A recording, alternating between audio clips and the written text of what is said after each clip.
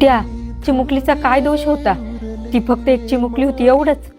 आज जग काय असतं, माणसं कशी असतात हे समजण्या इतकी ती मुलगी मोठी झाली नव्हती. तिच्या ओठांवरती हसू असायला हवं होतं, पण आज तिच्या आईच्या डोळ्यात फक्त अश्रू आहेत. आज तिच्या हातात खेळायला बाहुली हवी होती, पण आज तिच्या आईच्या हातात तिचा फोटो आहे. तिची स्वप्न होती, तिला मोठं व्हायचं होतं, तिला जगायचं होतं, पण एका राक्षसी प्रवृत्तीच्या माणसाने तिच्यावरती अत्याचार केला आणि तिचं जीवनच संपून टाकलं. का? तिचा काय दोष होता?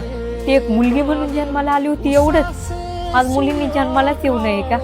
आज तिचा आवाज नाही, तिच्यासाठी आवाज उठवणं ही आपली जबाबदारी आहे. अजून किती निष्पाप मुलींचा जीव गमावणार, आणखी किती आई कुशीतून त्यांच्या मुली या हिरवल्या जाणार. मुलगी कोणाच्याही असो, जबाबदारी ही आपली आहे. आज प्रश्न तिच्या कुटुंबाचा नाही, तर संपूर्ण समाजाचा आहे. आज तिच्यावर अत्याचार केला त्या नराधमाला कठोरातली कठोर शिक्षा होऊन त्याच्यावरती कारवाई झालीच पाहिजे.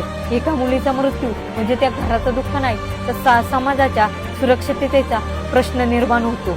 मुलगी वाचवा एवढंच नाही, तर मुलींना सुरक्षित ठेवा आणि त्यांचा सन्मान करा आणि गुन्हेगारी विरुद्ध आवाज उठवा. आज परत एकदा म्हणावंसं वाटतं, महाराज तुम्ही पुन्हा जन्माला या, महाराज तुम्ही पुन्हा जन्माला या.